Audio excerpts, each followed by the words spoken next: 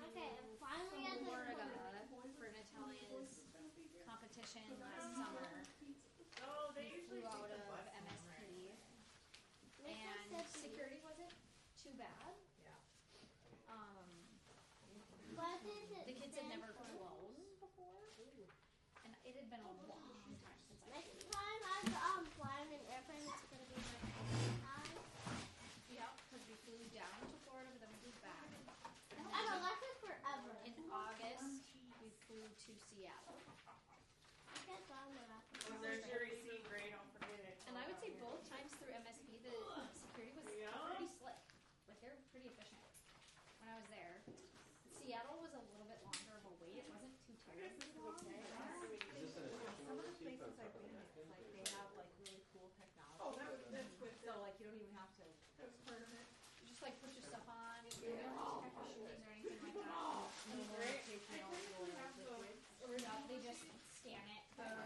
So how is everybody arranged themselves here? We just kind of sit at. As your like a classroom? Yeah, in this space. We also sometimes use the media center, and then we are a little bit more spread out or like sit there. Usually the co-chairs or whoever's running the meeting will sit at that square table up there, typically, or kind of in the front. It's not like ideal for getting everybody on camera. It's not. Oh, well, That's that kinda works for me. Oh, well. I'm not a big camera fan. I'm a big camera fan. No. You going to what was needed. No, I'm just one of those people that kind of go, Here, Fletcher, let's kind of stack things together. I'm So, putting the things that are like cut off back together. okay. But let's kind of keep the papers together a little bit, just so that we're not taking up the entire Anyone table. arriving now? We do have pizza in the back. Would you like some pizza now or in later? Look who's here. Guess what? When when Natalia was a baby, she had a big old head. She's a big old head baby. Whenever Fletcher like is trying to like kind of be mean to Natalia, she'll be like, whenever we were in baby, you were a big old head, and it's like as you did it, it's like this is a massive head. What? You guys gonna sit together? Oh, there's no chair here. I'm just going to steal that. Yeah, If we steal need that. I'll do it. I'm right there. And this is my book. They don't even have it was, yeah, Brenda was going to send it to me, and then I saw on Facebook it's on Bethany. I'm too addicted to it, that's the thing. Oh, so they're, Yeah, oh yeah. Are you writing your knife in the book?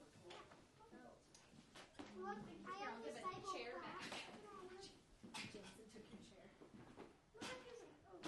I have the laser cannon and the I don't know how we do this. I just kind of do whatever. what day are we're only on day 2. Maybe 11 and a half. Here. Oh, you're I not. have I don't even have Roblox. I have 400 You got the minutes that I sent. I actually have I got that flashlight. How do you want to? And then tomorrow I'll bring you No. Like the thing where like that pumpkin that you put down? What's that? It's like a little Oh nice. Just wanted to make sure that those were received. Oh, yes. Put that vine rug. I did see your email, but I just wanted to like, I want pizza! those were distributed. I want pizza. I want cheese. Cheese Pizza. Cheese, please. Oh, that's funny. How's it going? No. What if you did your mom and said, can I have cheese pizza please? And then you added up. So you wouldn't forget where it was? Good. I hear ya. And then she said, How you doing? and then she said, Hanging yay. in there? I'm still breathing. That's a beautiful thing. I feel like, so annoying. Okay, Fletcher, here is that. Oh, Jamie's already got napkins. Your mom's already got it. Hey, hey. All right. It's hot. Okay. I mean, it's not Be weak. careful. It's hot, but you. Hot. It's actually it's burn. I almost burned my mouth out. Was that It was so hot. It was so hot. I almost burned my mouth out. Yeah. It was so. Yeah. Yeah. This. That was so hot. Your butt would fall off. Yeah. My video. They did one for MMIR also. It was part of our week of activity. Yep, we did a week of activity. town? But you know, we rate the cat today.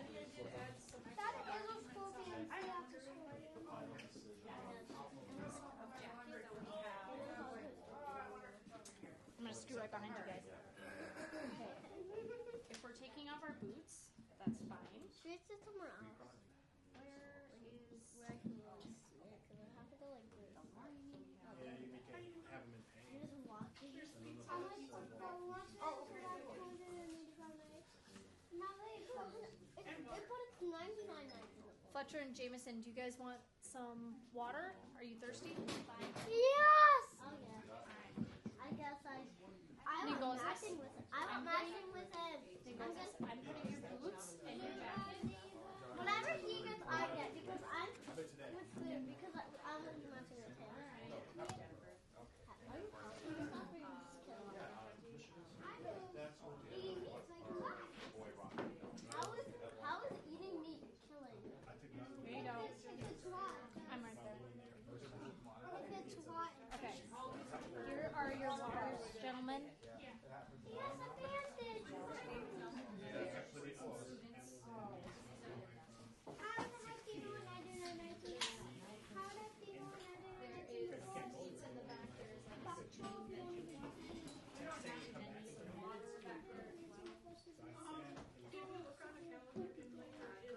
I know what it is. He thinks the deal's cute at all. Check them.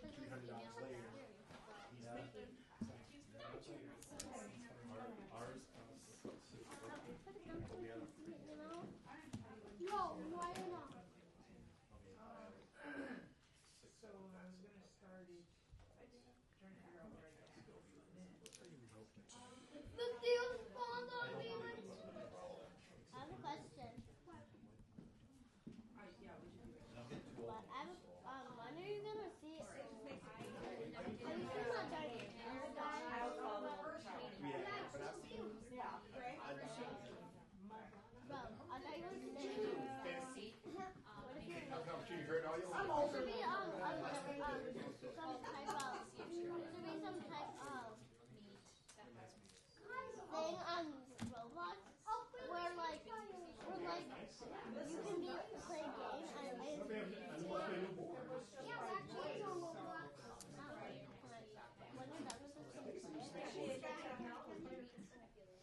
it actually tell you things? Yeah, this is Like, kind of like post about it.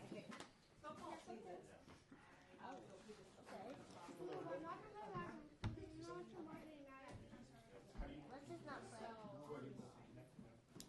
Whoa, what's that mushroom from? Yep, there's a knotty chair in the back. So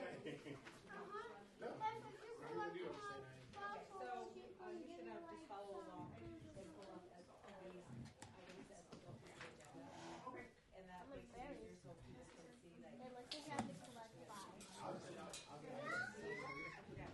Why are berries just like growing on You top? should see me running here.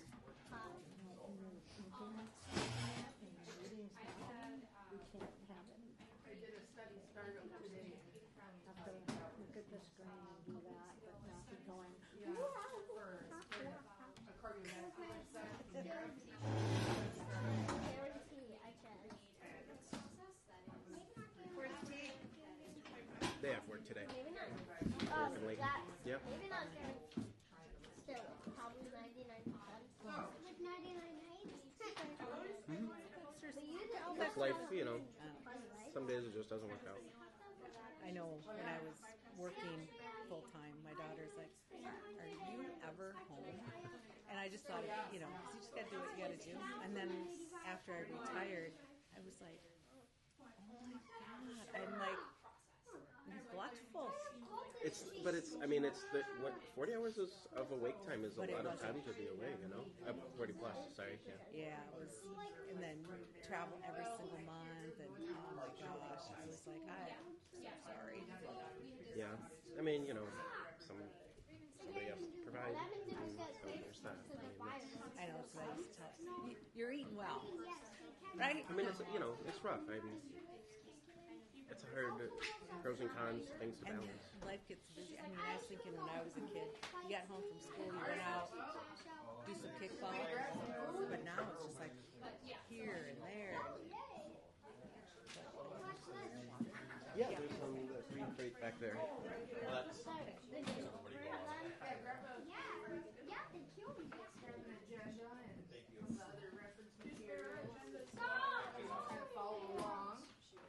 Well, I think everybody might be here that's coming, so I'm going to call this to order. It is. Sonny on. All right. Bonjour, everybody. I'm Amber Lightfeather. I'm the co-chair. Evan Greenski cannot be here tonight, so I'm running the meeting, and hopefully this will go pretty smooth. First thing we're going to do is pull up the meeting minutes and look at them and make sure they look correct. Not those ones. That's on June 11th. Yep, we're not doing that. Your transcription recording from the last. Yeah. Thank you. Sorry about that. Oh, yes. So we'll see. I almost forgot. Should we go around the room and introduce each other? So I'm Amber Lightfeather, co-chair. I'm Jennifer Murray. What's your name? We have Fletcher and I'm Curtis Goodsky. Jamie Dela Cruz. Lydia Schinkel. Madonna O's. Hillary Cole. Tim Pohl. Anthony Bonds. Greg Black. Online. Online folks. Oh, go ahead, Doc.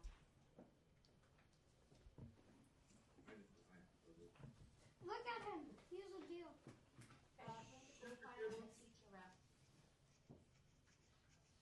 Hi, Brenda. Jennifer Garbo, parent. All right. I'm John Ramos. I'm a reporter with the Monitor. Now let's pull up those meeting minutes and see how they're. You can continue and I'll pull it up right after. All right. Do any committee members have any reports? I don't have any reports. Okay. So then the next item is presentation of the American Indian Education Application Goals Narratives, presentation of budget, supplementary budget, and then we'll motion to approve. Thank you. And we'll quickly turn it over to Jen Murray, who will walk us through that. Jen, as everyone knows, has been serving in consultation with the coordinator, Jeff Knowlton, to develop the plan. And there has been at least 2 or 3 presentations now of input opportunities for the goals. And to turn it over quickly to Jen, who's going to walk through the final plan that everyone has received at this point in time. So I'll turn it over to you, Jen. Oh, me quick.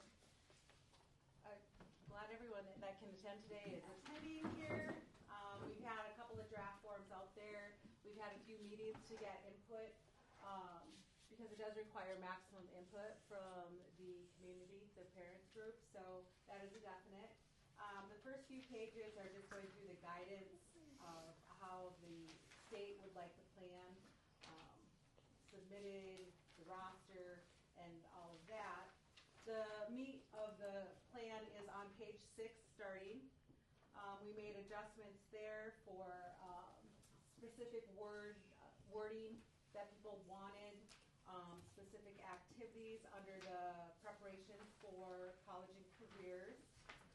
It was also noted that people wanted the amounts of funding into the categories. So as you can see on page 7, we did split that up. And on that page, we have the college and careers, 2 of them, included some lunch and snacks, MIEA, SATs, and then also transportation for students having difficulty getting to school. The next portion is the American. We did do one little tweak to it under narrative on the page 8. Whenever it says Indigenous students, we put in the American Indian / Indigenous students. It just shows people that we interchange our language randomly. Also, the homeschool liaisons, we did call, they're American Indian home school liaisons, so we did make sure that we noted that throughout the plan too. On page 8 or 9, we also have the services and the contracts for folks. So what are we doing for activities? We spelled out as much as possible that we could. And looking at the previous plan, they had done the same thing with the food, the contracts, and things like that. So that's what we did there. And then on page 10, there wasn't really any tweaks that I saw, just a few typos. So we corrected those. And then we spelled out every acronym that we use because not everybody knows what AIPAC is or AIE. So in the plan, the first time we use a typical acronym, we spell it out so people will know what we're talking about. And then on page 11, once again, is the amount of money for seasonal activities and elders. And there was no supplies on that page. Page 12, the positive reinforcement for American Indian pupils. And that's exactly why we started putting the differences in there so people know that it could be American Indian, which is the legal term for the state of Minnesota, or Indigenous. And on that page, we only had a few typos to look at. And then 13 is the funding part. So we have the flags, signage, and artwork that we talked about. Denfeld's Orange Shirt Day, celebrations with, for example, like the powwow. So those numbers there are what we are asking for funding for. On page 14, we have Promote Indigenous Voices, Professional Development Days, IEPs. There was just some typos on that page. And then clarifying that Professional Development Day, we did change that to Professional Development Days. The district will have American Indian / Indigenous culture professional development. Paid for by the district. So then on page 15, we have the contracted services again, communication materials, also the summer camp, transportation, food, supplies. And then whenever we talked in the plan, so like MIEA, we just noted that also see funding request from number 1, just so people knew it wasn't like 2 different conferences. And I think the Colbert was another one. And then on page 16, that's just the narrative for ensuring no supplanting. So we have to look at what does Duluth School District support, and that was the Masabi Kong Immersion School with their teachers, a language coordinator, and special education. And Duluth also supports a Ojibwe Moen teacher and some of the coordinator for the Ojibwe language and culture. Now the kicker is, can you pull up the budget?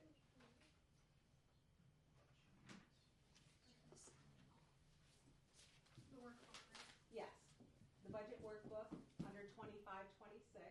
Was it in this thing here? I can't see that So far. final AIPA budget should be that one.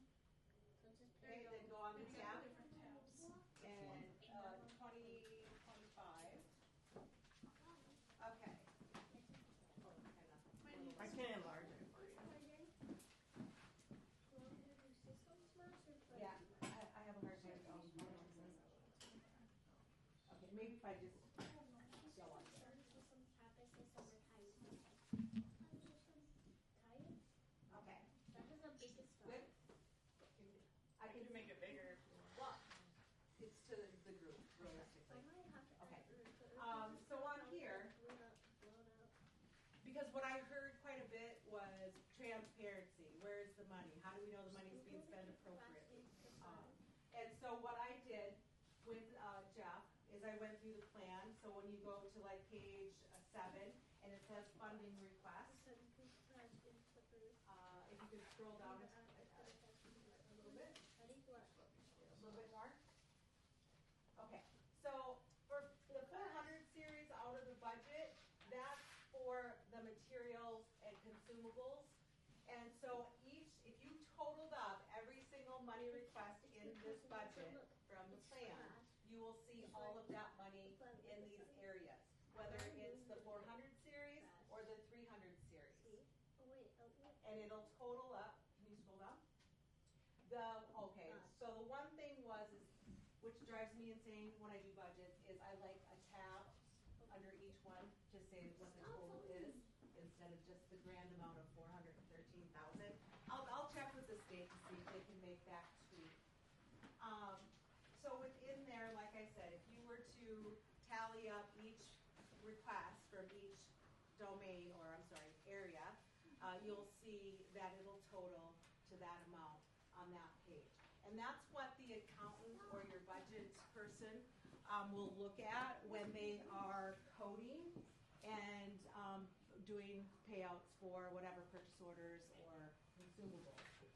So just so you know, I did write on my little cheat sheet here. So we have $413,000 to spend. And the salaries total with fringe, because fringe almost nowadays, because of the health insurance, is a lot. But with salary and the fringe, it's $267,490. And then with the consumables, the programming, we have $145,510. And so if anyone wants to be a math wizard, feel free. We went forward and backwards on it and then made sure we matched the total funding amount. That's what happens if I I think you might be a math wizard. as small as it can be. Which I've done before lots, right? If I could just delete the sum. So with that, and then all the plans will explode, or just make with all of the input and the corrections in the drafts and hearing what the requests were for activities and events, that's the final plan that the district would like approved by the American Indian Parent Advisory Committee. Okay. I'm gonna have to get a password. Are the figures based on previous use of funds, and the categories that they are attached to? So the state has their formula. So when you have 20 American Indian students identified in the district, you automatically will receive $40,000. And then starting at the 21st student, it's $500 per student, totaling up however many more than the 20 that you have. So Duluth has 767 American Indian students, according to the state. And so that tally equals $413,000. In the previous plan, the formula was the same.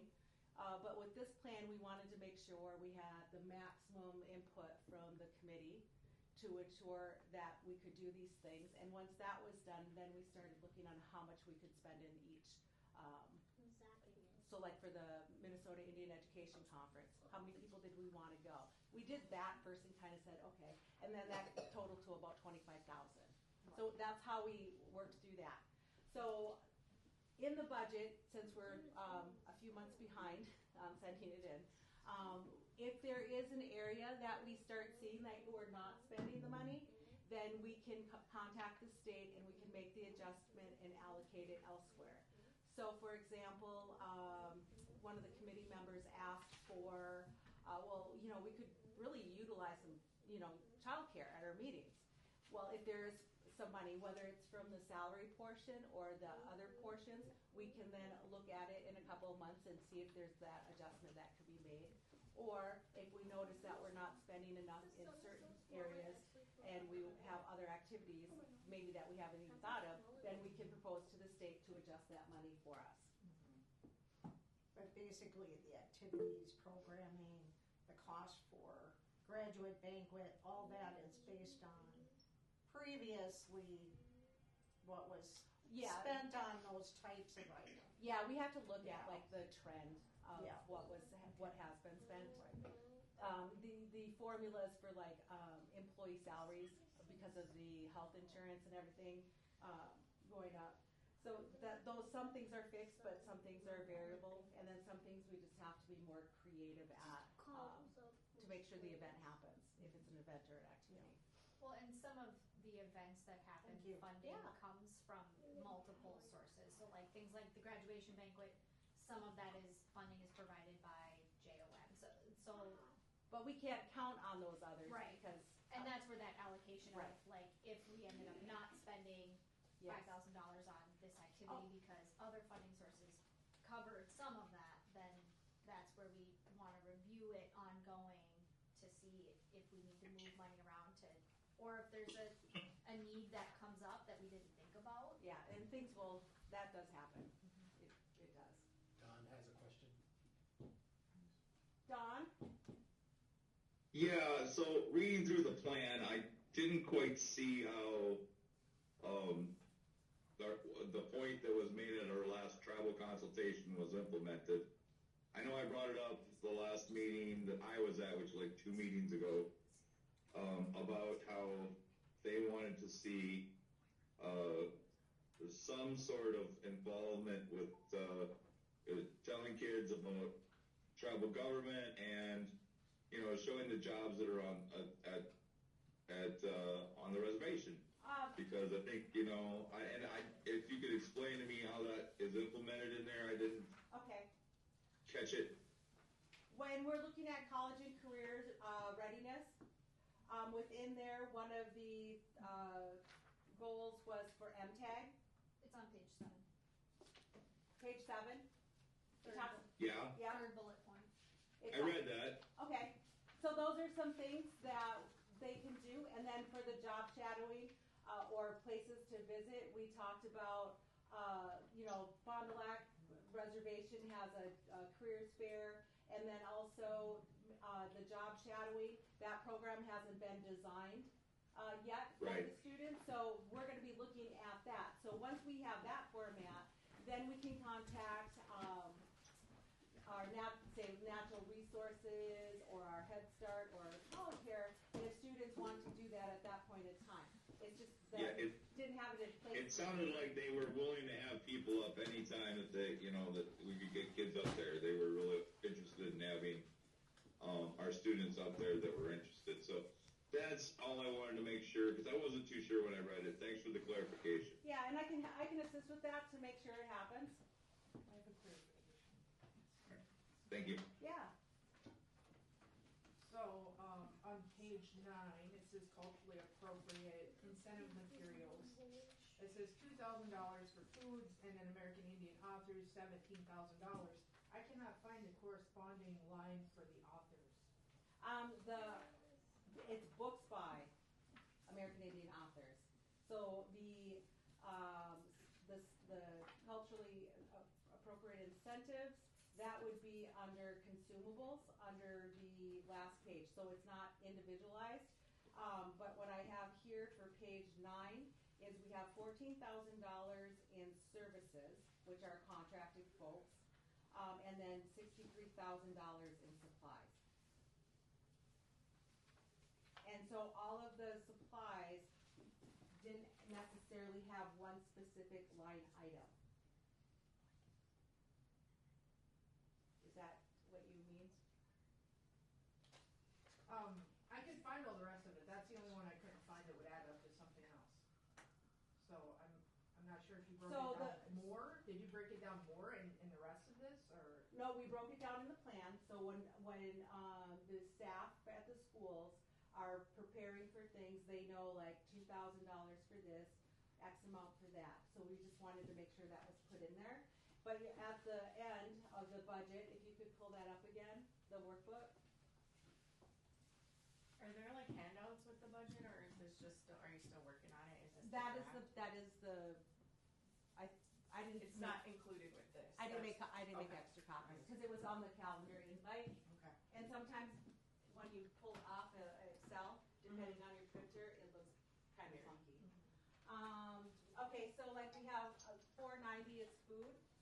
So from that page, we have the banquet, we have community feasts, we have travel snacks, and we have celebration, travel snacks, student achievement, graduation, community events, fall. So some of these are going to be lumped in.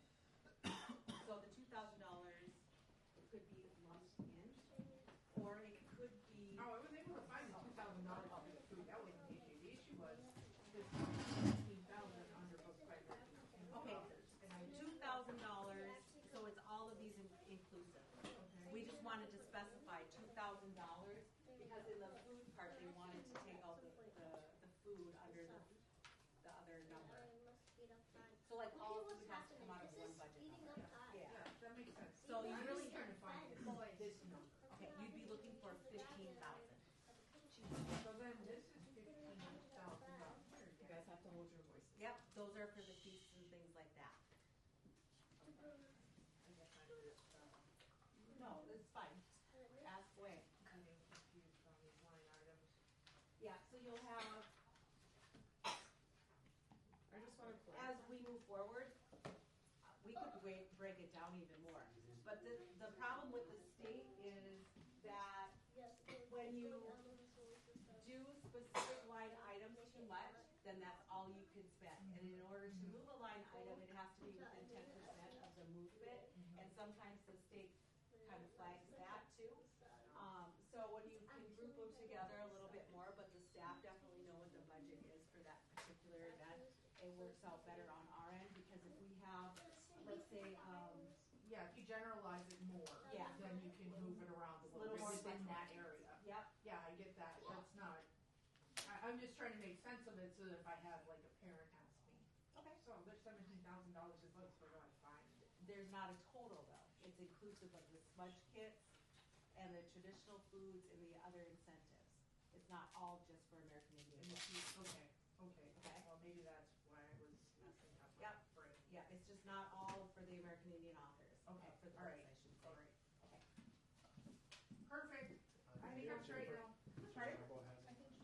Jim Garland has a question. Jen? I was gonna. Hi, can you hear me? Yeah. Okay, I have a few questions. I wasn't able to see the detailed expenditures up to this point. So forgive me if I'm asking a question that has already been answered for the group that's in person, but are we currently on track right now? So this plan is retroactive essentially for the previous 6 months, and then looking ahead for the next 6 months, including the budget for the previous 6 months, and then looking ahead for the next 6 months. Are we about on track? I can't answer that with 100%. All I know is that this budget covers anything spent after July 1st, but it has to go into the categories that we said that, and then match the plans. So like Denfeld had the orange shirt day? Yes. Okay, so that would be covered out of the plan because we have that in the plan. If Denfeld decided to go to snowshoeing up in Ely, well, that's not in the plan. So that would be covered under this. So we are on a tight timeline, but when we look at the plan in of itself, a lot of the activities are upcoming. And that's why we want to keep an eye on the salaries, because I know there's been some unfilled positions or they were late hires. And so once we do that, then we can readjust our budget for other things. But we have to make sure that we do it under the state guidelines, because if we don't, then we don't get to reallocate those funds. So we're going to have to work really close with Betsy Blackhawk and Janelle Johnson they're the ones that are leads on this plan down at the state. Okay. Okay, great, thank you. My next question is, Jen, based on your experience, are our salaries versus the programming, so people versus programming, are we about on track with other American Indian education departments across the state? So we're heavy on people, which I believe is probably pretty common. So about 257 towards people, including fringe and benefits, and about 145 towards programming. Is that fairly common? Once the state tightened up the plan and made it more, held schools more accountable for that, it's pretty common on the balance right now. What the state wanted to see is and wanted to know is that all of the American Indian program isn't just coming from American Indian funding. So that way, that's why they have the 50% that they enacted. And if you went over that 50%, then you have to make the clarification of, well, what are you putting into the programming to make up the difference? And so, which is the supplemental budget? Yeah. Okay. Okay. My next question, this actually ties nicely into my third question, which is under the additional funding that supports American Indian education, line 3, which is the first line, the Title I set aside for the Ojibwe immersion curriculum development. I think that's a little misleading because not all of the students that are in the immersion program are Ojibwe students. So while it does benefit our Ojibwe students or our American Indian students, I don't know that we can say in total that 72,000 to support the immersion curriculum development is that amount is fully supporting our American Indian students.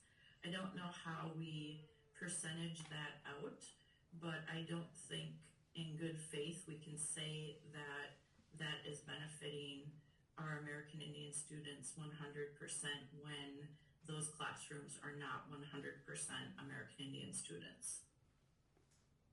Jennifer, here's a question I have.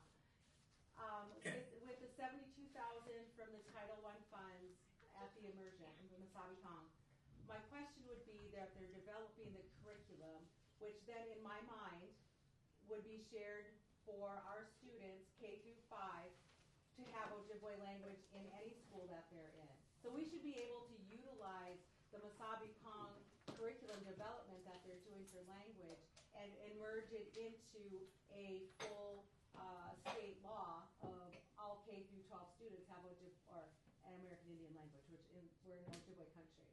So in my mind, we could spell it out a little bit more, but the curriculum development and the materials are spendy. Okay. So like. Yep, that sounds good. So is that something that they're gonna do, is try to make that available then? Is there like? Well, we're all a district, right? We're all a district, yeah. Okay. So because it's something that could and should serve students district-wide, and curriculum is something that serves something over the course of time, so it's not this classroom, it's only serving these particular students this year because it's something that is in development for across the district and can serve Native students not just this year but going forward. Eventually it can serve all students realistically. Right. But okay. the point is, and here's an example. So the state, we received Fond du Lac, the 11 reservation and tribes, nations all received a portion of like $40,000 annually to develop what we want people to know about us. So Fond du Lac receives X amount of funds from the state to develop curriculum to push out once the Indigenous Education for All is implemented. And so the cost of finding people with accurate history and knowledge is ongoing, and it'll probably take us 5 years to make sure we have a really good product that we can share with all of Minnesota. So that's why I was thinking about the Title one, is that the hard work is getting the stuff, right? And then the next step is then the delivery. Yeah. So Okay. whose role will that be then? Like, One more question about this. I understand that these are set categories, but they are set probably for a reason, and thinking about private grants and or tribal funding, that is something that maybe we should consider moving forward. I don't know. I realize that right now the American Indian Education Department is in quite a state of flux and has been for a significant amount of time, and so until the department is stabilized at the leadership level, this probably isn't something realistic, but there are others across the district that probably could look into this for different portions of work. One thing I continue to be concerned about with this plan, as well as just the department as a whole, is the divide between elementary and secondary needs of our students. The plan tends to be historically, I think, very heavy on the secondary aspects of our student needs, and there are probably a lot of reasons for that. And that brings me to my final question, which is, if you look at the budget worksheet at the very bottom, there is a line item for that isn't filled for the UFAR's object code is 898, which is the early childhood scholarships, and there isn't any budget amount, which is probably fine because the plan doesn't reflect any early childhood scholarship needs. But that brings to my mind again that this plan isn't as strong as it needs to be for our younger kiddos. So that's just something that I want to bring to the attention of this group. Thanks for taking my questions. Yeah, and I like that too, Jennifer, just because there's a couple of things. One is I'm working on the language revitalization grant through MDE, and there's also other grants out there. I also work with Northland Foundation, and we can hook up whoever the next coordinator is, and they have grants there. The Bush Foundation has grants. The Early Childhood has the Pathways 1 and 2 that, and potentially a pre-K 5 grant.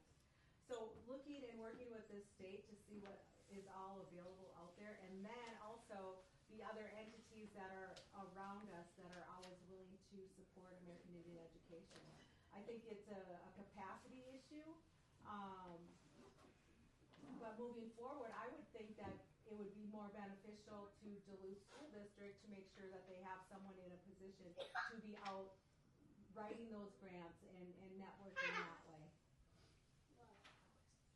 And the heaviness on the elementary versus, or the high school versus the elementary, one of the rationales from the state might be, I'm just going to say might, because I've voiced my opinion on it, is school districts receive Title I funds for their students.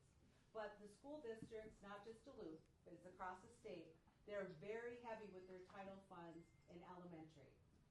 Where when I ask about, well, what does the title funds cover, Title I, cover for middle school and high school, and typically they don't. And so maybe that's why this plan is a little heavier, or the areas are heavier on that. That could be their reasoning for it. I don't know for sure. And I've heard too, I think in previous conversations, that plans across the state can really depend on the makeup of the parent committee. If you have a lot of parents that are of older children, that's kind of what's on their mind more. That could be, yeah, very well. Because I think the composition of our committee right now, most of the parents have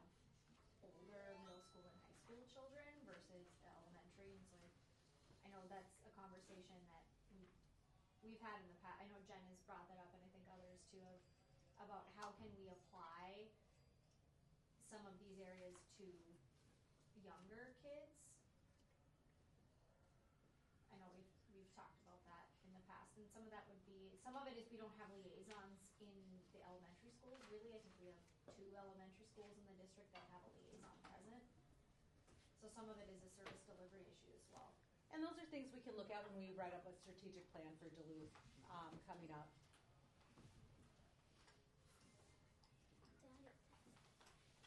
Thanks for your input, Jen.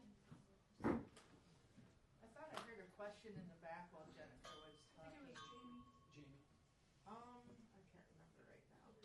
This one, it says the final AIE budget worksheet, is that accurate on the stuff that I'm looking at? What are you looking at? I am looking at the budget worksheet pages and my stuff. Well, there's like samples, there's the... Not the sample one, just this one. Must be digital. Yeah. Those are other funds that come in that they're required to report, and what do they set aside. So like when you look at,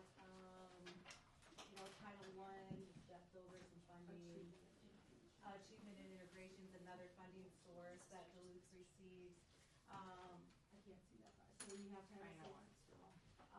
Well, and yeah, they did put in JOM, which really they've been asking for, but that's not necessarily what they have to. And then any private grants, that's where I looked at, and there wasn't any. So this says that they have, the achievement and integration pays for 2 education culture liaisons at K through 5. Do you know which positions those are? I want to say one is at Masabi Commons. Okay. And the other one, I think, has not been hired yet, but I could be wrong on that. Okay. I'm pretty sure that's Are they both at Wasabicon? I think so. Okay, they could very well be. I didn't review the achievement. Yeah, I guess and that's my question is because the last time I knew there was only one there, so do you know who the second person is? Oh, for who? For which? There's, there are 2 cultural liaisons at Masadi Oh, Condo? liaison? No, there's 2 cultural paras. That would be. That would be it. Yeah. Oh, you want to Yeah, be yeah, first? I'm one of them. Okay. Oh, okay. Did you just start? Did you just start? Just the school year, yeah. Okay. Oh, Yeah, that's me. I didn't know that. Yeah, Alright. me and Jima and Ganesh Okay. are the paras. Well, thanks for clarifying. Yeah. Yeah, okay. So is that what's being referred to in Area 6 in the narrative, the 2 American Indian liaisons?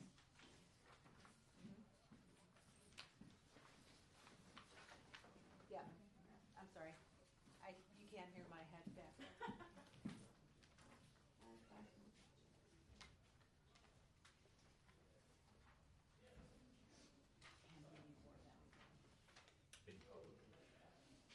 In a school. Is the point 4 language coordinator different than the coordinator for Ojibwe Mo and language and culture? The Ojibwe language and culture coordinator is one of the same, and I don't think that you have one for your district right now. Not at the moment. Okay. Okay. So that's the same position. So like point 4 is paid out of one thing. Correct. Okay. And those are things I'll dig in deeper because once we apply for the language revitalization, it's also with the stipulation of not supplanting what you have in place already.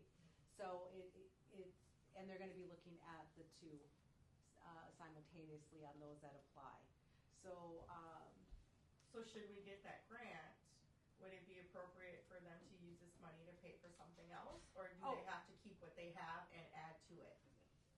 if we apply for the language revitalization grant, Yep. we cannot redo. We cannot use that funds to support this.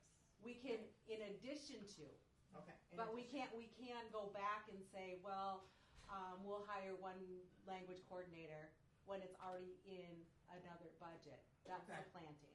Okay. Or, well, we're going to pay for the spring powwow. We can't do that. That would be supplanting on the next grant. We could do a summer powwow, but Okay. we have to be really careful for that because not just a school district, but any kind of grant out there, they have a credit rating for you, And so once you're flagged on it, it kind of brings it down. And then we talked about adding Knowledge Bowl and some other. Yep, that's in there. It's in here. Yep. It's kind of under the either support the academic achievement. It's under. It says drumming, dancing, knowledge or quiz bowl, and something else. Oh, it's under the. We need to design a course, an elective course. Yep. Yep. It's on page 11. Thank you. We.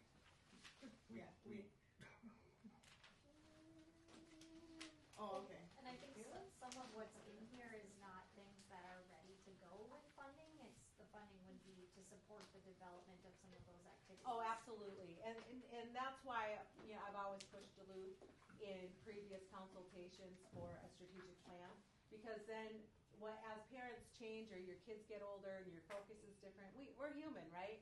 But as long as we know and have agreed on certain things that are going to continue, it's easier to continue them than just looking at random plans. You can look at the strategic plan and go, okay, this course, this is done, this is what we're keeping, this is what we need to add. And so once we have that completed, I'm hoping by the end of the school year, moving forward, that it will be in place. So if there's turnover, it's there. I know you talked about this on my way down here. I was listening about how the language piece is going to be. So I have grandkids that are in the school district too. So I got kids all the way through. But I like to see out at Stowe. I got a grandkid out at Stowe. I got children and grandchildren at Lincoln. I like to see more language there. That language piece is, historically in my family, we've always supported some oral traditions, and we want them started young, and it's not happening.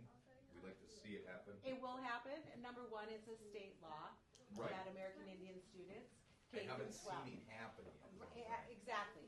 And that's one of the reasons why one of the committees I work with, we pushed for funding for that. So the state invested $13.5 million for the language revitalization grant. Statewide? Yes. Oh, that wasn't very much. Well, it's not, but you would be amazed at how many school districts have not applied for it. So that's why I talked with Anthony and John about it, that we need to apply. And the deadline for that grant is January 12th. So it doesn't say in this. Of this year? It doesn't Oh say. yeah, grants are like that. That's typical. So in this piece that we're discussing right now, we don't have the plan set up to spread that one position out to. Not yet. But is that is a goal? Is it out? With the language revitalization grant, what we want to look at as a whole community for Duluth is, of course, we have Masabi Kong, and then we have the elementary schools. How is that going to play in? Because their schedules are different than middle and high school. Right. High school has some now, right? But middle school does not. How do we do all of that? And that's what we're going to apply for within the grant. I would think that some of that would have to do with training all of the teachers, right? Not necessarily, because they're not all teachers. It's not going to be like when I went to school in Albuquerque where everybody spent 40 minutes a day on Spanish, because it had a very high population, right? Right.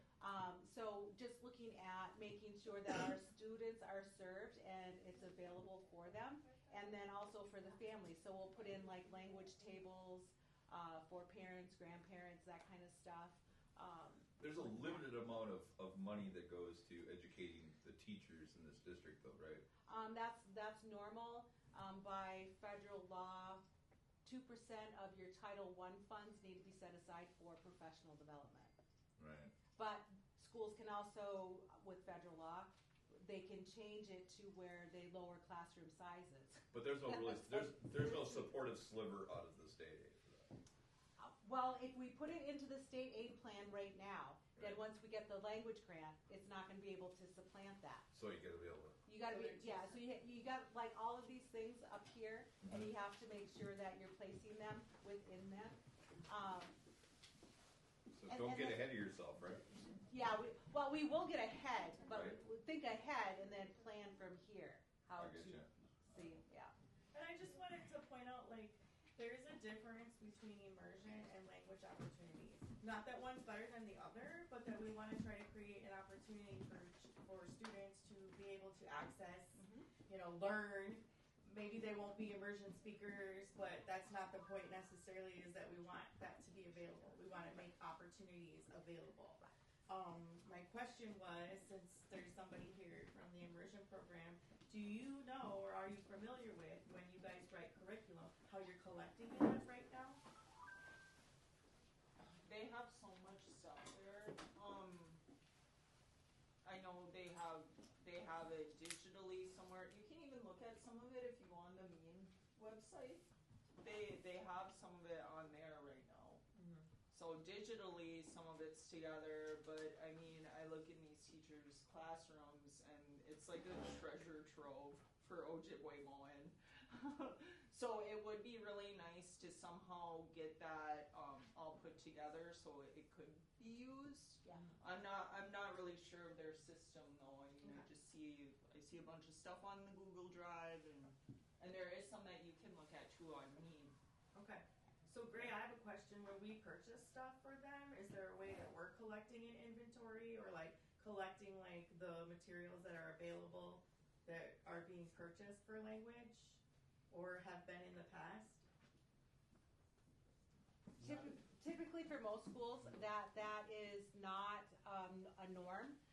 The schools that North St. Paul, they've had the same coordinator, and then the parents started working for the district. They have a treasure chest actually, and it actually breaks it down by grade, and it has materials. So those are things that can be done. And then also using the video, like, Rick Greshik used to have puppet shows. It's on YouTube or whatever. So that's why you have to have the language coordinator too, is so that they can organize it and sequence it at levels. And then the other thing is you're not going to have enough Ojibwe teachers to begin with. So how do we work that into where a para or maybe that's a volunteer parent could be in the room with the students learning at the same time? I mean, that's doable. Yeah. But what I know that is not doable at this point in time, we will not be able to find enough language teachers to cover everybody. That is not going to happen. Or I'm hoping, I don't know, 2040 maybe. And I think that was something that we talked about before, is kind of like exploring that process, what Fond du Lac's process was, in creating your own to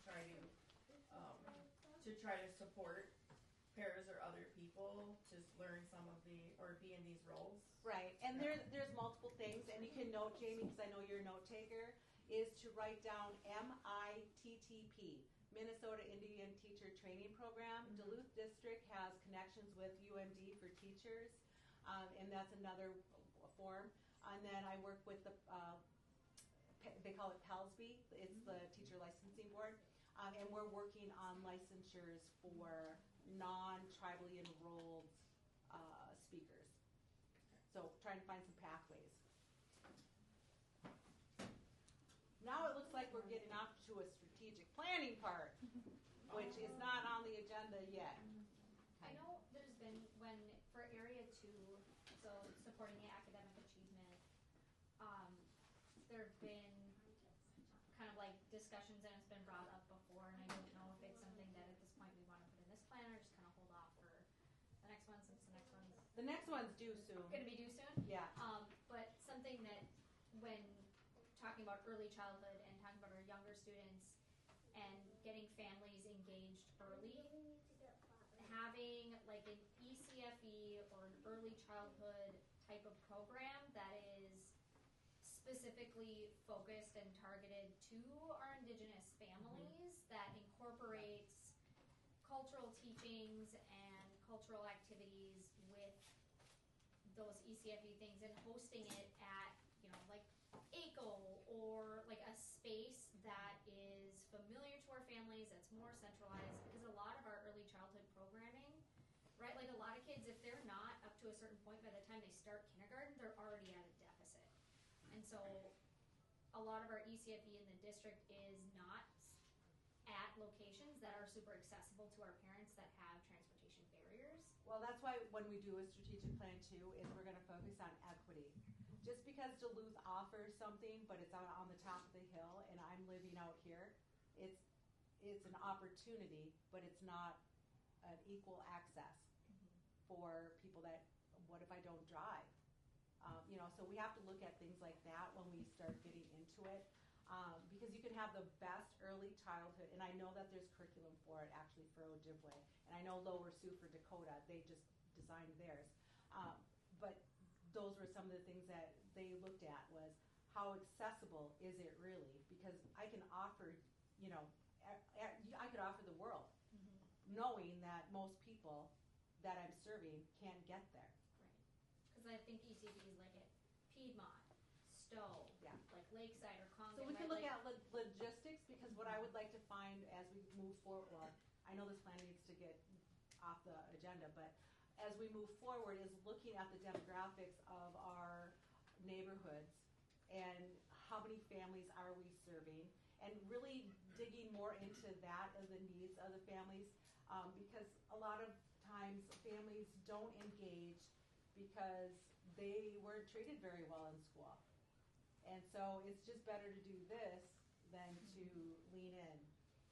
And so that's what we're So going would to that work be on. something to incorporate or build into the next plan just because of the complexity of that and the funding? I'm going to try and find an community and family engagement plan. I know there's a couple of them out there.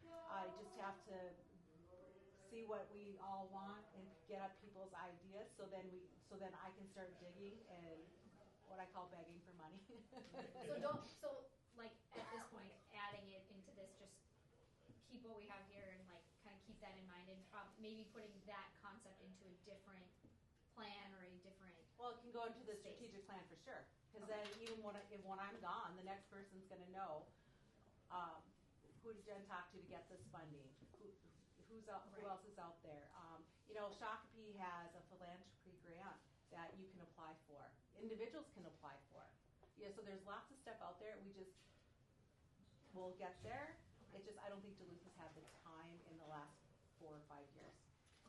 But it's a great idea, especially with the what Jen is keep describing as that strategic plan. If we can get that strategic plan, the goal is to start working on one ahead of time, well before the plan is even due. Again, will give us a good window to start thinking differently, planning differently before the plan is even fleshed out, to consider some of these things. So that's why that strategic plan for programming is really important. And it doesn't have to necessarily be designed just off of this plan for the state. Okay. A strategic plan is the needs of the people in the community, not what the top tier thinks that should, how to serve people. So really digging into that and knowing the priorities such as language and culture and all, birth to post-secondary, putting all that in, and then looking at our grants from there. Okay, well, the state aid could, These portions. yeah, so you can portion them out. Yeah, because state aid will cover these portions of that. The strategic plan, the A&I plan will cover these portions. The district will cover these portions. So there's different funding streams that can support the things that come out of the strategic plan. So again, the development of that sooner than later should be the goal. Mm-hmm. Then we can get ahead of the plan development, new plan development, well before the state even says, "Hey, start working on your plan." If we can get ahead, hopefully we can have that plan done before we get into the school year. Actually, that's what's required now, is trying to get it done before the state aid plan. Yeah. That would be. In the meantime, having some, the strategic plan in place. Yeah. And then the last thing is, and I see James back there. Good idea about the ECFE, because we have ECFE being programming going into the First Street build out right downtown.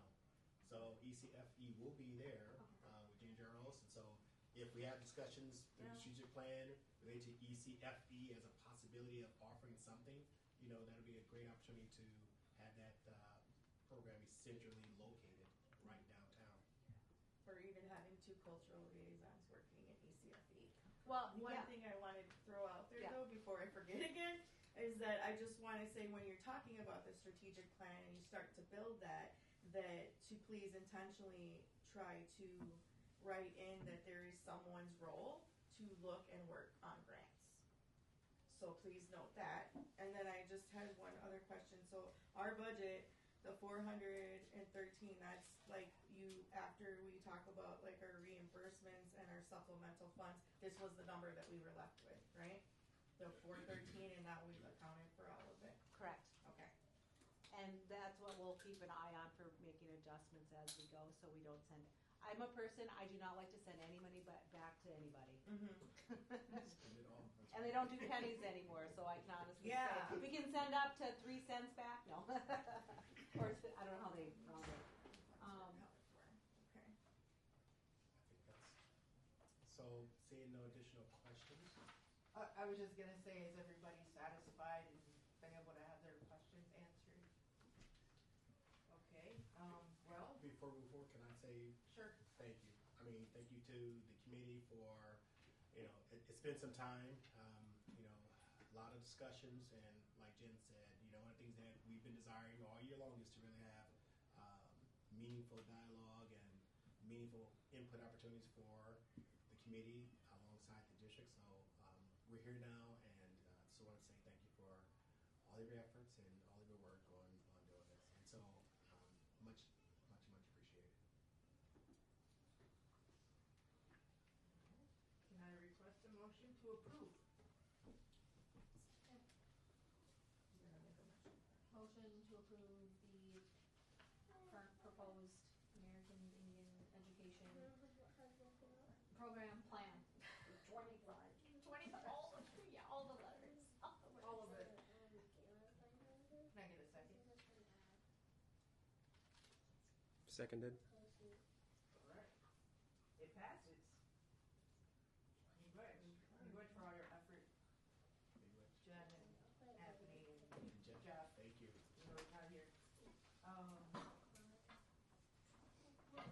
Will you pull up the agenda again, please? Thank you.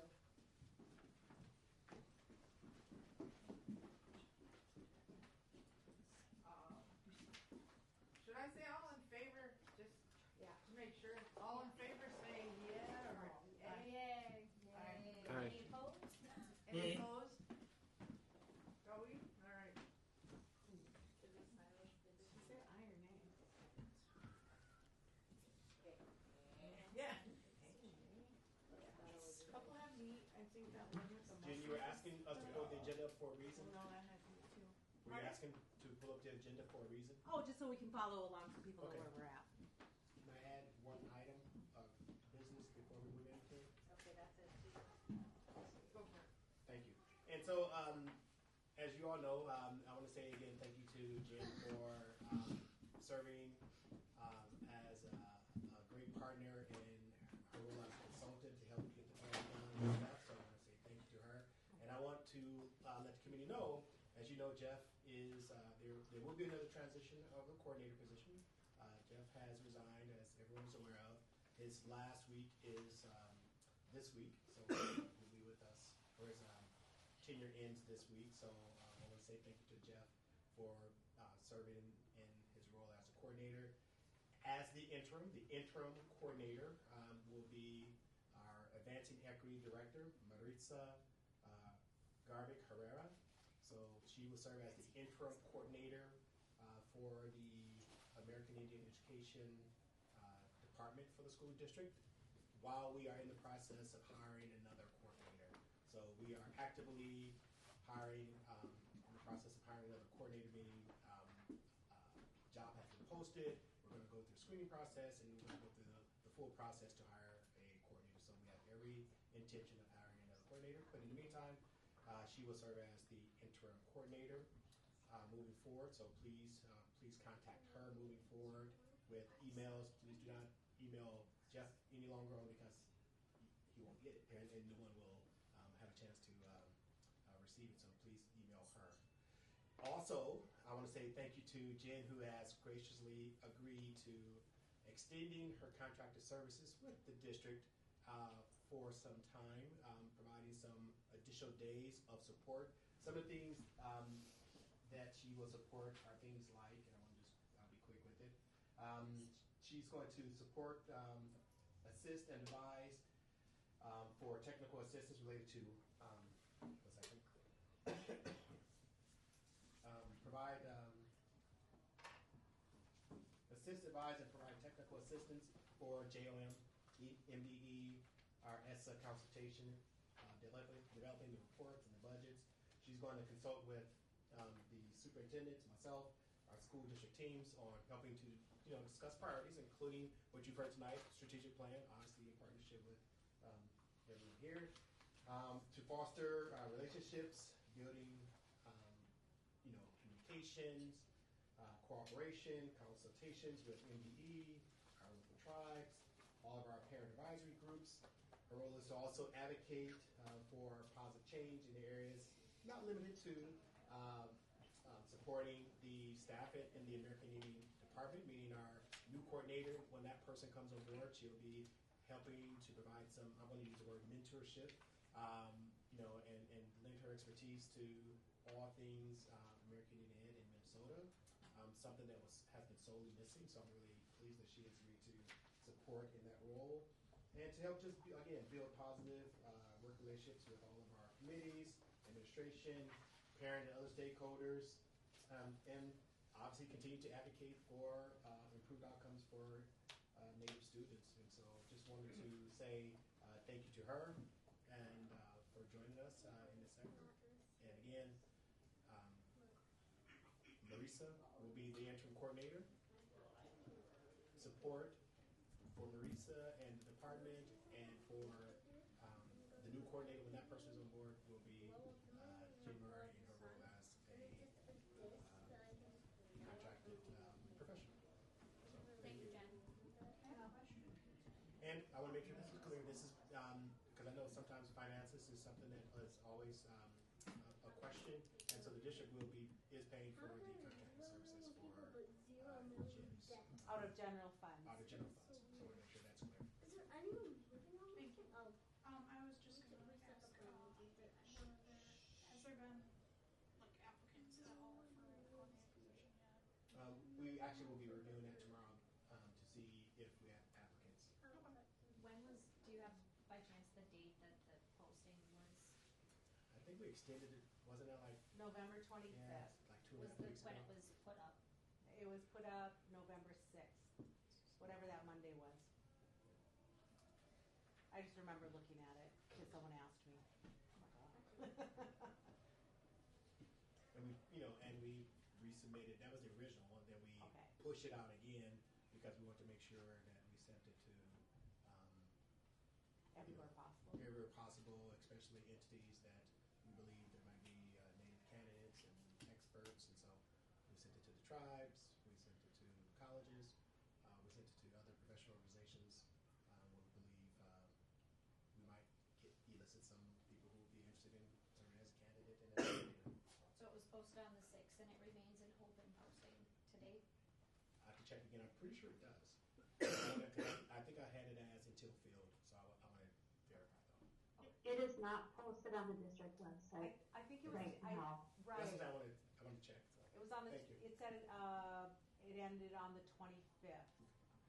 But it'll be renewed. Well, we are looking tomorrow and seeing what we have, and if we have to Repost. we'll do that again. It's a tough time of year to get candidates too, but. Yeah. Thank you. So thank you. So that brings us to our next new business. Discuss and submit a data request for American Indian program updates, focusing on American Indian students to be presented in January. So I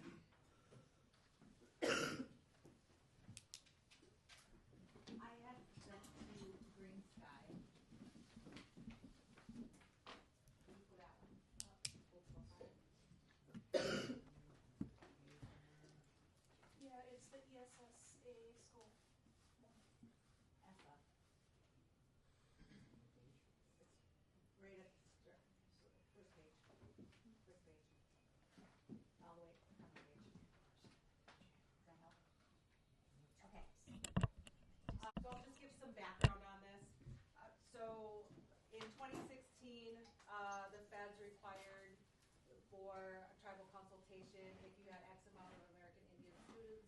school district and or X amount of Title VI funding.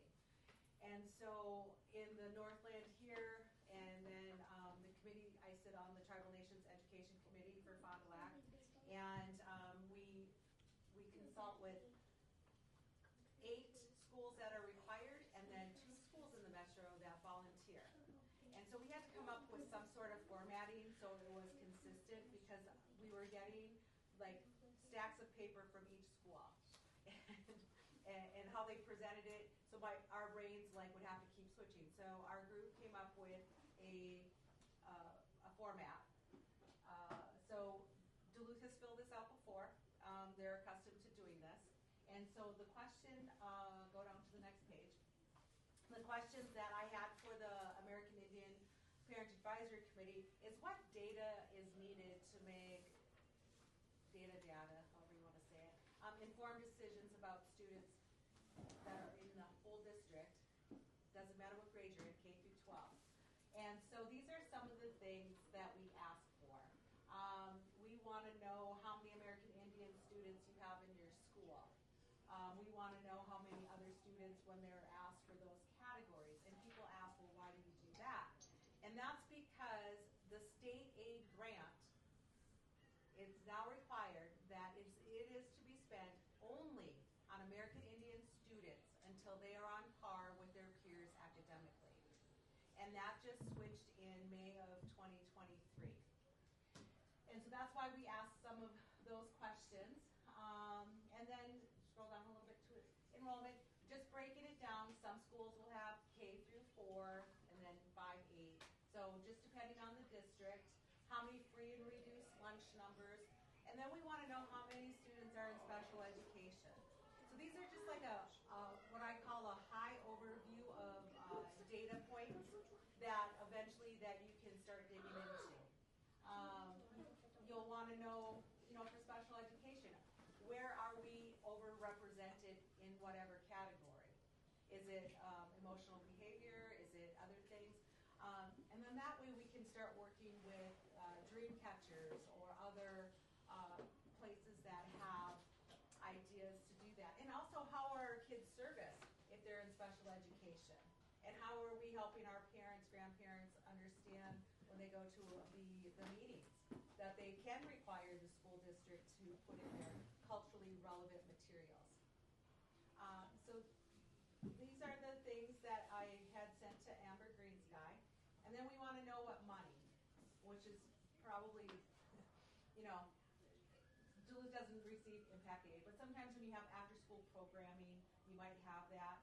The Title III, actually, for Masabi Kong, if the students are coming out of Masabi Kong and their English is, because they're in Masabi Kong, right? So the immersion might be able to apply for that. They'll have to do a WIDA test, but I'm also working with the commissioner of MDE and asking them how come American Indians don't qualify for Title III funding. So some things to work on. Is Title III What is it? Let me see. Yes. Let's see. English as a second language, but when you look at the big document from the feds, it does mention American Indians because of their boarding schools. And scroll down a little bit more. So then we'll look through any district. If you receive Title VI, do you receive American Indian State Aid, Achievement and Integration, and Johnson O'Malley. So we're kind of just trying to get a feel of like what's out there for funding. And then we go into the others, certain questions. And then graduation is a big deal, because it's a milestone for our kids to be able to graduate from school. But we also want to look at the rates. Oh, you went too fast. And the state, for whatever reason, and sometimes you can use data to manipulate your narrative. And so they extended out to 7 years. And it's really kind of a hard read, because they'll take the on time for 4 years, and then they'll take whoever did graduate from the 4 years, put them in the 5 years, and then they take that and whoever did graduate in the 6th year. So it kind of gets a little wonky. And so we're just is our younger kids, older kids, are they in school all day? Do they show up and, some of us kind of miss, after lunchtime. So we just want to know, so that way we can help the schools, like, why is this happening? A lot of people look at this data and go, that's horrible data. But then nothing's ever done about it. So when we're looking at the strategic plan and we're looking at the grants that we can apply for, these are some of the areas that once we have the information, we can make better decisions, and then also we can ask for some help or best strategies and practices for American Indian students, not just a strategy that was research based on the general population. So really focusing and honing in on that. Yeah. Which Jen? Gen G. I don't know if this would be allowable, but I've heard it be brought up a number of times.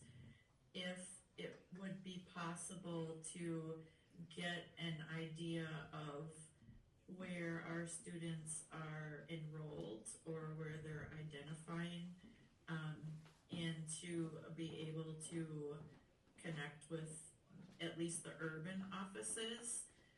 So when we look at that supplemental budget sheet and it says, what did it say, tribal support or grant support, I can't recall the other category.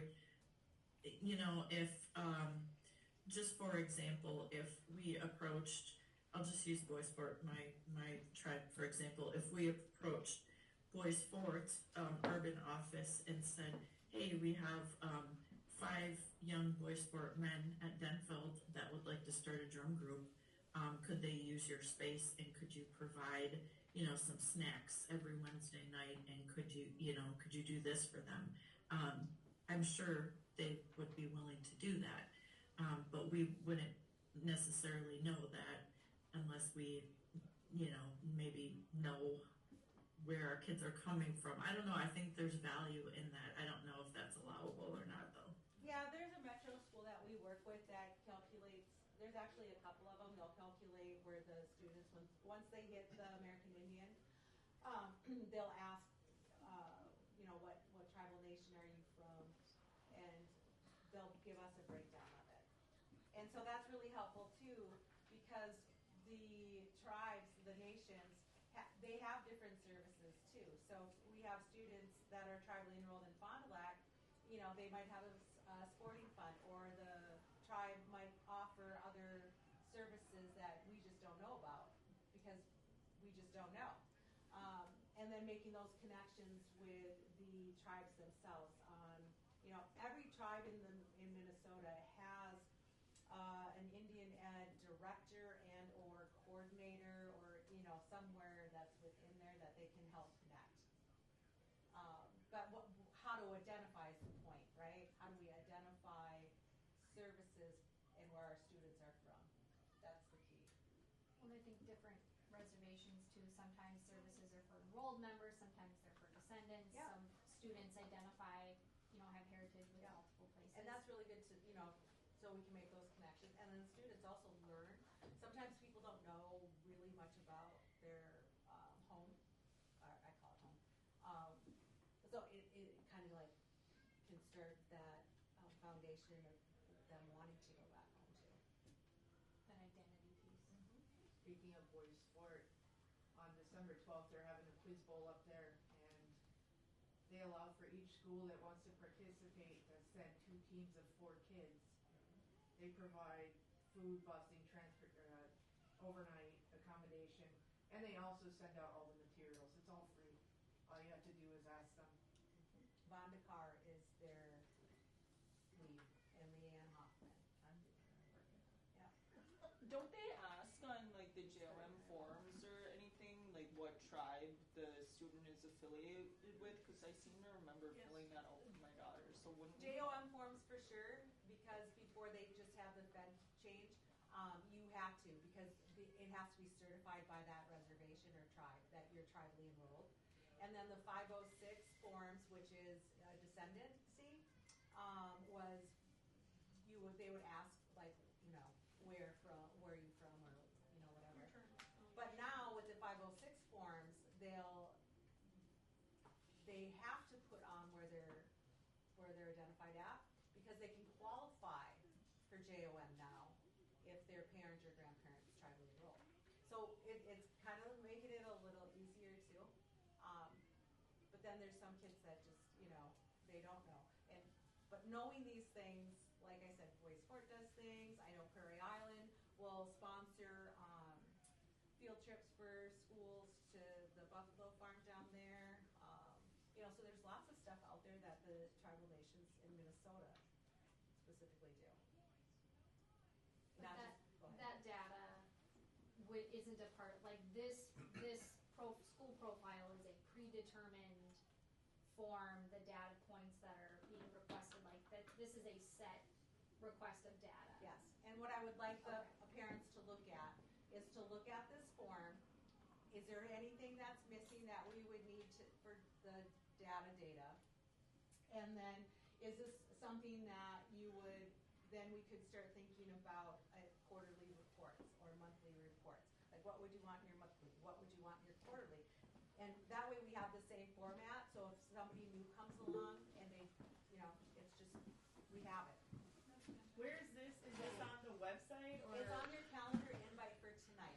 Do we have comparison data so that we didn't get a comparison. Jamie, I sent it to you after you got here tonight. Because what we're looking to do is to close those gaps, and so if we don't have that comparison data.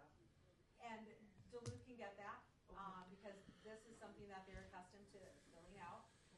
And then also, if it's difficult, maybe files, because sometimes people label things. If needed, I can help with a trend data for Duluth from the state itself. But from that, you're only getting the MCAs. Some of the things that I like to know about is, so kindergarten, first and second grade, they don't take the MCAs. So what the schools will have usually for elementary K through 4 or 5 is 3 times a year they do reading and math assessments. And so it could be FastBridge or it could be NWEA. So requesting that for kindergarten, first and second grade is more appropriate. And then high school is the hardest because number one, it's, you know, once in 9th grade, biology in 10th grade, 11th grade is math. So that's a really hard one to do. But that's why I think they go off the graduation and attendance and stuff for them. But having that, so you can, are we closing it? Right? That's the question. And we're supposed to be closing. And that gives an idea of like, maybe one school does something really well. You know, so Duluth has 2 high schools. Are the Indian kids in Denville doing something spectacular and there's a strategy that East might be missing? Maybe. So I think that's some of the stuff. But all I want from you tonight is... Jen Garbo has a question. Oh, go ahead, Jen. One thing I'm really interested in, and I don't know if it fits in here, but I'm really interested in hearing what the kids have to say. Like collecting data from the kids in a sense, because programming should really be reflective of what they're interested in. You know, I mean, I know as adults and educators and parents and grandparents and caregivers, you know, we have a responsibility with the resources that we have to identify and provide, you know, services, both cultural and academic services that will support, you know, our kiddos in the best way for them to succeed. But I have a dear friend and colleague that would always bring me back to, we have to ask the kids, like we have to get the kids involved. You know, the kids' voice sometimes gets lost in our best efforts to try to help them. They get lost in it. And so I don't know if there could be a way that is built in this process. Like we're asking, what do we need? can we somehow think about, you know, can the kids tell us what they need? And then the other piece that I've been thinking a lot about is with Indian education, we have so much responsibility, you know, bringing cultural opportunities to our youth that they may or may not have available to them within their own families or communities. But I am a big advocate that it doesn't always necessarily have to be a cultural opportunity per se. So think about like our young people, what if they had an opportunity to be exposed to theater, for example? You know, so could we organize some like younger trips for the kids to go to, like, I don't know, I'm guessing like the Nutcracker is probably playing at the theater, like an experience like that, that doesn't necessarily have to fit, like, it's like art. What is Indian art? Do you have to be an Indian and then you can create whatever art you want to create? Or you could be whatever person and create Indian themed art and that makes it Indian art. Like, you know, that's like the question. So like, is it an Indian activity if it's like Indians going to whatever activity, you know, or does it have to always be like native themed? I would argue that if you have a bunch of native kids together, whatever you're doing is like a native activity. So I would just challenge us to think about fun things for our kids to do, both younger kids and older kids, that isn't always, because I know my son in 10th grade is like, we don't always need to talk about racing, you know, like we can like go bowling or something, you know what I mean? We could take them to bingo with our grandmas. Right, that's just my 2 cents. I'll quit talking. No, hey Jen, can you note this for me though? Yeah. So remind me, I had the Ojibwe students do a survey. So Paige, Okay. in the plan. So just note that and then remind me, and I'll try to pull Okay. it. So in Okay. the plan that we just approved on page 8, area 2, There's the first bullet point is by May 2026, a survey will be created and implemented to students measuring what activities and events they would like to see integrated in future curriculum. So that is included in the plan that we just approved. Yeah, I think we can expand a little bit more on that too, because I used to, you know, teachers, staff would always say, oh yeah, I'm really super close to this kid. And then when we went and asked the kids, like, can you name me 2 adults that you would go to if you had an emergency? And it was really interesting on how they didn't match up all the time. So like kids, their trust and love is different than an adult going, well, I know Emma, but I don't know Emma. I mean, I've met Emma. Yeah. But so adults have a different version too. So it's really good to get the kids stuff. I was just gonna add, like, I think, like what Jen said, there's culture, our own culture that comes from our ethnicity, and there's like our social culture. And so that was a lot of things that I got to participate in as a student too, going to the ballet, these other cultural things to like open your mind and expand your horizons, as you know, people would say, and just even your opportunities and exposure to other social culture things. And I think that's relevant. And in the past, when we've created a survey, I give it to my students during lunch. And sometimes I interview them. When I was in the elementary, I would interview the kids and ask them what they wanted to do and go through the survey process with them and do that. So that's something that I've done before, and I'm sure other people would be on board with doing that also. And then when we talked about like what kind of data that we need, some of the things that I thought were good would be, yes, student surveys.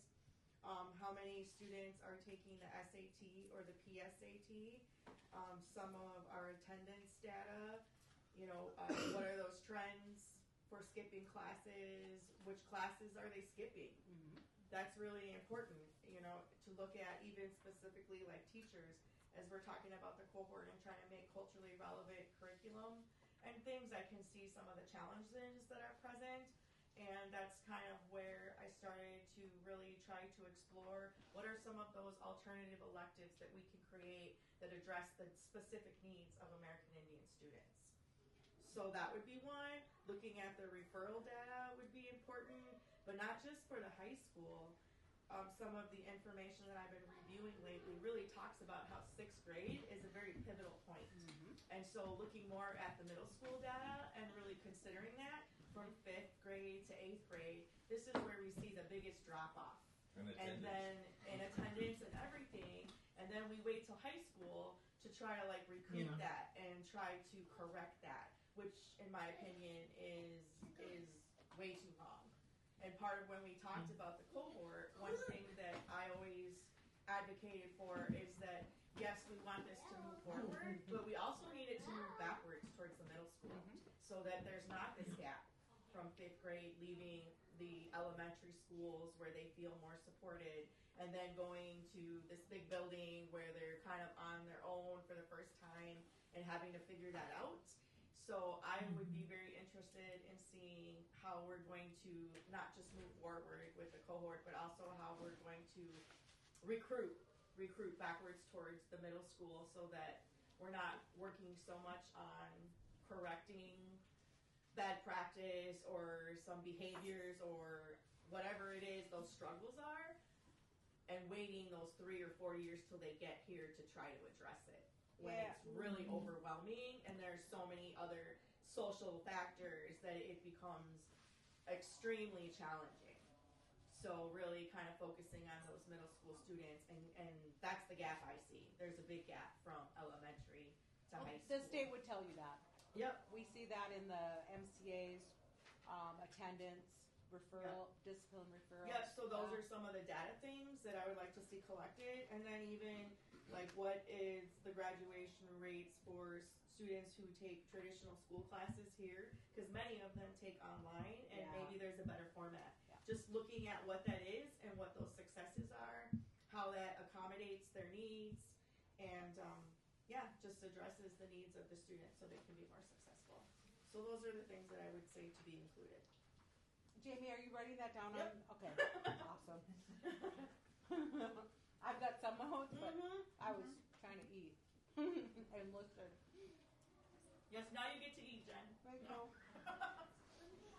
I know, I'm hungry. I'm in St. Paul in my office still. I gotta eat sometime. Right.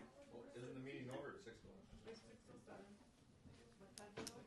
I don't It's know. supposed to be over at 6. 4:30 to 6 was our allotted time. If you're. So, and then I have one more question. So, how are we, or when and how will we be involved in the strategic planning? We'll have to put that on the agendas. Okay. Sit down in the back. Won't that be up to the new coordinator? Yeah. Yeah. Well, you know what? I found that works best, but some people don't like it until they get there. The school board and I, we did a strategic plan, and we did it on a Saturday, and we had food, and it was so much more relaxing. But I know most people. So I do want to offer one more thing with that because you did bring it tonight. You brought the assessment of needs, like the from MDE. Yeah, so anybody who would be involved in that, I would ask that they review it and at least go through it and take the assessment, whether or not, just so you have an idea of all the areas and the needs that should be addressed when we're working on the strategic plan. And when the Dr. Jane Harstead, that was something that the committee that I sit on, what we wanted. And the priority for the rubric number one was that to pull the state law for American Indian education and make sure that that was on the rubric too, in addition, other things obviously too. A lot of public schools might not be accustomed to it, but working at a Bureau of Indian Education school, we're required to do this for accreditation every 5 years. So I'm used to it, but others not so much. Well, I want to say I believe that Amber created a Google form from this that she shared with Gray, and that we asked to be shared with the district so that principals and other people can start to take this. Because I've asked before when I meet with my principals and we want to talk in the beginning of the year that they look through it at least so we both have a good idea of what we should be focusing on. Do you remember when it was sent? I'll ask or I'll just ask her to resend it to you. I would appreciate appreciate that. Yeah, Thank but you. that's something we want shared, like district-wide. Hopefully we'll get lots of data to collect from that Yeah. and see what the perspective is of Indian education in our district, or the knowledge.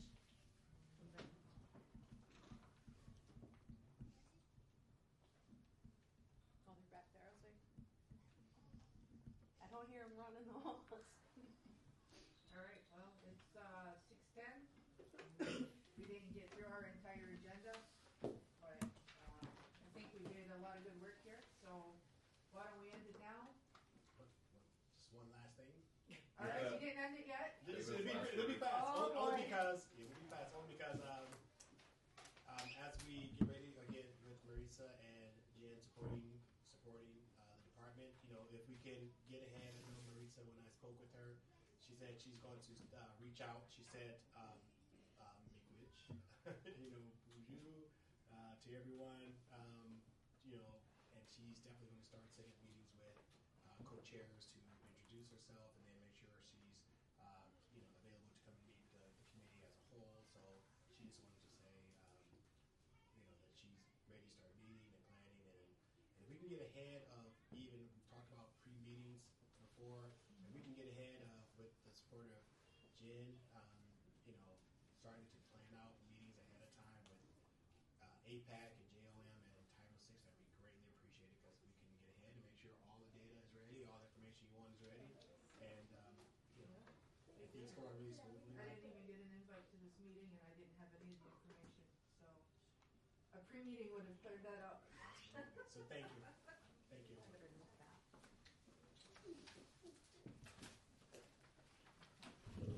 All right, so 6:11, we're done. Next meeting, January 7th. Do we know where it's gonna be?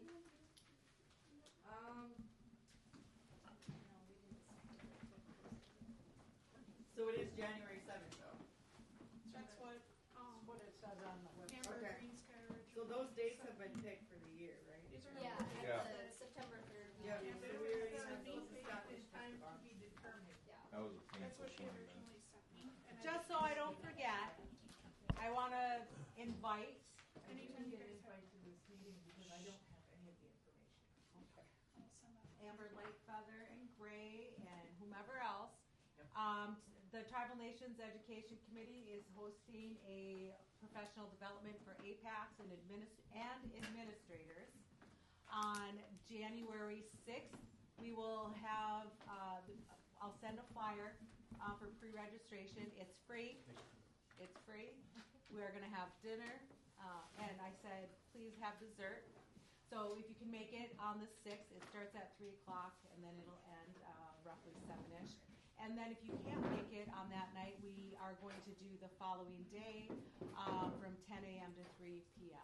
Where is it? This is going to be at Black Bear Casino, and I will send out the flyer. I just didn't have a chance to grab it. Wouldn't that be relevant to all the chairs, to all the parent committees? Absolutely. There you go.